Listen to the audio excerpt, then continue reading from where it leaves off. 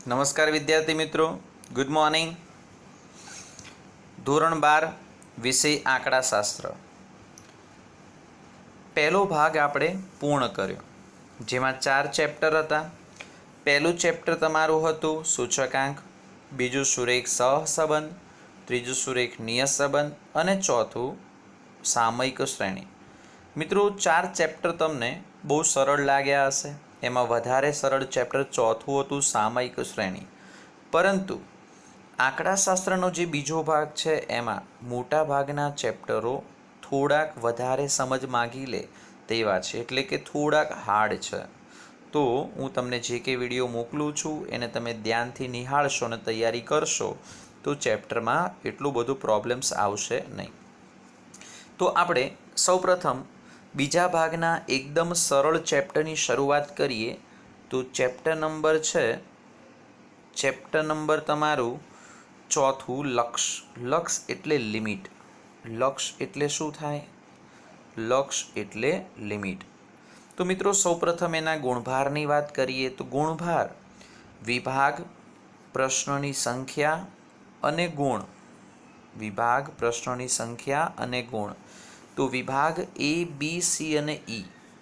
વિભાગ એમાં એક ઓબ્જેક્ટિવ પૂછાય છે, વિભાગ બીમાં એક ટૂંકો પ્રશ્ન પૂછાય છે, વિભાગ સીમાં 2 માર્ક્સની થિયરી અથવા દાખલો પૂછાય છે અને વિભાગ ઈમાં એક દાખલો પૂછાય છે. મિત્રો કુલ વેઇટેજ આ ચેપ્ટરનું 10 માર્ક્સનું છે. એક ઓબ્જેક્ટિવ 1 ગુણનો, એક ટૂંકો પ્રશ્ન 1 ગુણનો, 2 માર્ક્સના દાખલા અથવા થિયરી 4 માર્ક્સ એના અને 4 માર્ક્સનો એક દાખલો 4 માર્ક્સ એના, એમ ટોટલ વેઇટેજ એનું 10 માર્ક્સનું છે. તો સૌપ્રથમ આપણે એ સમજીએ કે વાસ્તવિક રેખા એટલે શું. થિયરીનો પહેલો પ્રશ્ન કે વાસ્તવિક રેખા એટલે શું. મિત્રો આપણે જે રેખા દોરીએ એ રેખા પરના જે બિંદુઓ હોય ને, રેખા પરના જે બિંદુઓ હોય, દાખલા તરીકે હું અહીંયા બિંદુઓ દર્શાવું, -2, -1, 0, 1, 2.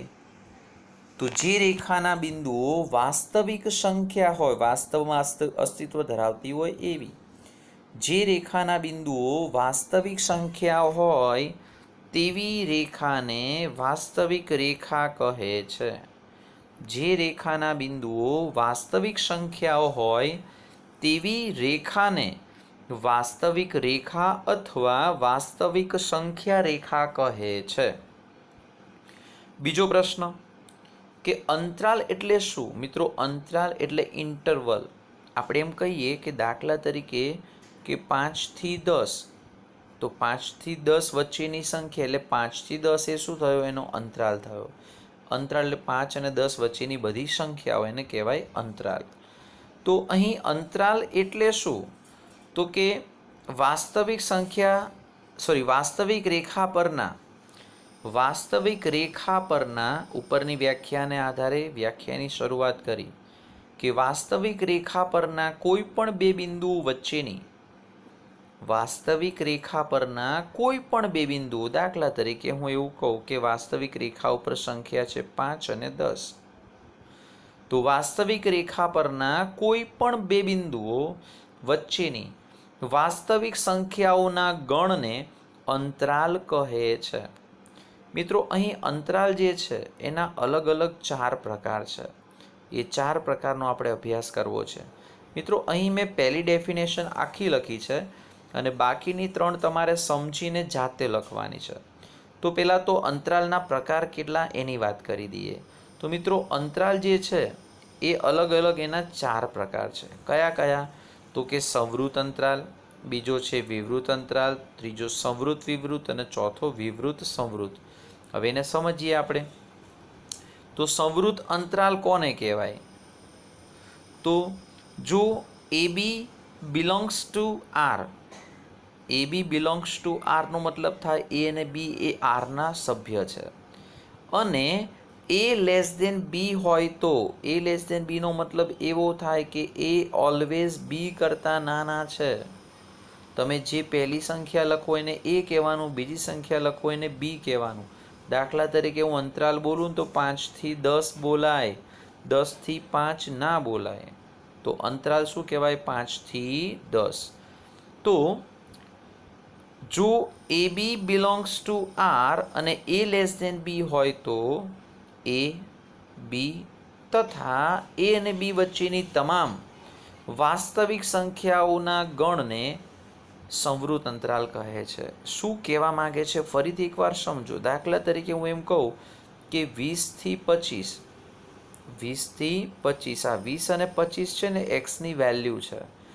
જો 20ને પણ લેવાના હોય, 25ને પણ લેવાના હોય અને વચ્ચેની બધી સંખ્યાને લેવાની હોય તો એને સંવૃત અંતરાલ કહેવાય. શું કહેવાય?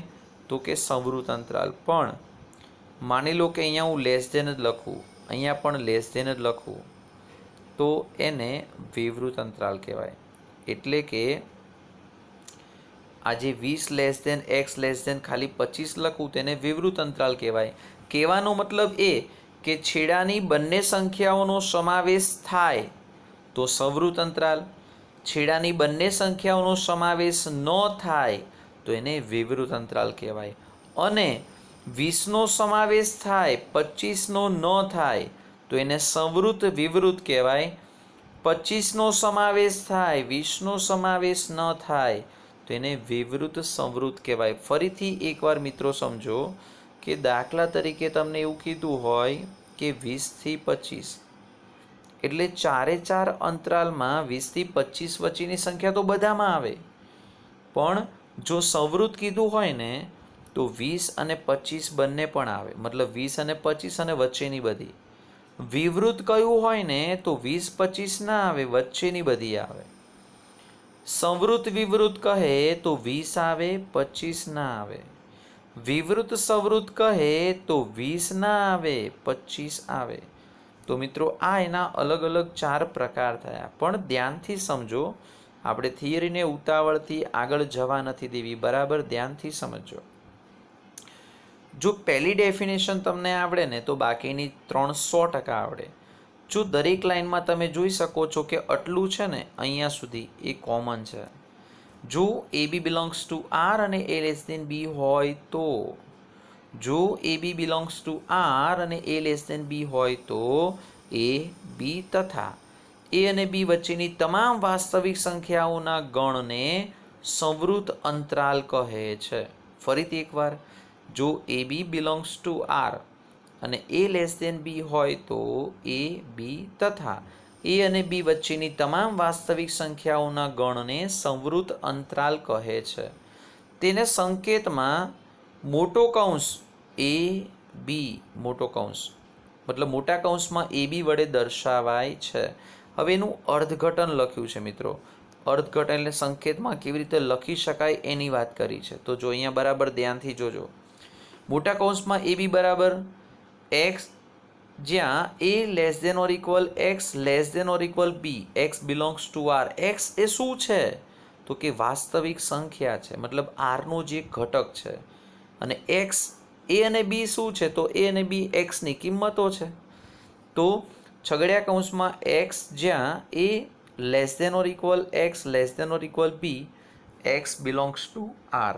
દરેકમાં આ લાઈન લખવાની આવશે, આવશે ને આવશે. હવે નીચેની ડેફિનેશન જોઈએ એટલે તમને વધારે ખ્યાલ આવશે. હવે વિવૃત અંતરાલ એટલે શું? મેં હમણાં તમને કહ્યું હતું કે પહેલી લાઈન બધામાં કોમન છે અહીંયા સુધીની, કે જો એ બી બિલોંગ્સ ટુ આર અને એ લેસ દેન બી હોય તો એ બી સિવાયની પરંતુ એ અને બી વચ્ચેની તમામ વાસ્તવિક સંખ્યાઓના ગણને વિવૃત અંતરાલ કહે છે. અને તેને સંકેતમાં નાના કૌંસ વડે દર્શાવાય છે. મિત્રો અહીં મેં આ લાઈન લખી નથી, એનો મતલબ તમારે નથી લખવાની એવું નહીં. આ જે પહેલો પેરેગ્રાફ જે છે ને એ પ્રમાણે તમારે 4-4માં ડેફિનેશન એને સંકેતમાં શું કહેવાય અને છેલ્લી લાઈને 4-4માં પરફેક્ટ લખવાનું છે. ના ખબર પડે તો તમે ડાયજેસ્ટમાં જોઈ શકો છો, આપેલું છે. ઓકે, તો હું સંવૃતમાં જોઈને વિવૃત વિશે બોલું છું, ધ્યાનથી જોજો. જો એ બી બિલોંગ્સ ટુ આર અને એ લેસ દેન બી હોય તો એ બી સિવાયની પરંતુ એ અને બી વચ્ચેની તમામ વાસ્તવિક સંખ્યાઓના ગણને વિવૃત અંતરાલ કહે છે. તેને સંકેતમાં નાના કૌંસમાં એ બી વડે દર્શાવાય છે. અને આગળ કહીએ તો કે નાના કૌંસમાં એ બી બરાબર છગડિયા કૌંસમાં એક્સ જ્યાં a less than x less than b x belongs to R. તમે જોઈ શકો છો કે વિવૃત આવ્યું ને મિત્રો, તો અહીંયા એ તમે જોઈ શકો છો કે અહીં a less than or equal x less than or equal b જે હતું ને એની જગ્યાએ શું થઈ ગયું? A less than x less than b, મતલબ એ અને બી આવતા નથી. તો આ વાત કરીએ આપણે વિવૃત અંતરાલની. હવે એના પછી છે સંવૃત વિવૃત. તો સંવૃત વિવૃતમાં પણ મેં તમને આ પેરેગ્રાફ કીધો, એને બરાબર ધ્યાનમાં રાખવાનો. જોઈએ, જો એ બી બિલોંગ્સ ટુ આર અને એ લેસ દેન બી હોય તો એને સમાવતી મતલબ એ આવશે પણ બી નહીં આવે. એને સમાવતી તથા એ અને બી વચ્ચેની તમામ વાસ્તવિક સંખ્યાઓના ગણને સંવૃત વિવૃત અંતરાલ કહે છે. મિત્રો, હવે તમને ખ્યાલ આવી ગયો હશે કે સંવૃત હોય ને તો મોટો કૌંસ આવે, વિવૃત હોય ને તો નાનો કૌંસ આવે. પણ સંવૃત વિવૃત બંને હોય ને તો સંવૃત બાજુ મોટો કૌંસ આવે અને વિવૃત બાજુ નાનો કૌંસ આવે. એટલે આવું આવશે, મોટા કૌંસમાં એ બી નાનો કૌંસ. ઓકે. અને પછી એને સંકેત એનો આપ્યો છે, જો અહીંયા તમે જોઈ શકો છો કે મોટો કૌંસ એ બી નાનો કૌંસ એક્સ જ્યાં a less than or equal x less than b x belongs to R.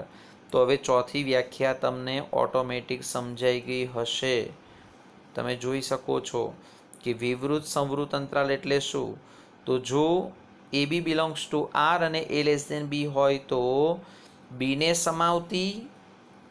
સમાવતી તથા એ અને બી વચ્ચેની તમામ વાસ્તવિક સંખ્યાઓના ગણને વિવૃત સંવૃત અંતરાલ કહે છે. તેને સંકેતમાં નાનો કૌંસ એ બી મોટો કૌંસ વડે દર્શાવાય છે. હવે સ્વાભાવિક છે કે બી આવે છે તો બી વખતે ઇક્વલ આવશે. તો અહીંયા તમે જોઈ શકો છો કે છગડિયા કૌંસમાં એક્સ જ્યાં a less than x less than equal b x belongs to R. તો મિત્રો, આ એના અલગ અલગ 4 વ્યાખ્યાઓ જે છે એના વિશેનો આપણે અભ્યાસ કર્યો. તો આ જે કંઈ તમને પેજ મોકલું છું એને તમારા ચોપડામાં વ્યવસ્થિત ઉતારી લેજો. ધન્યવાદ.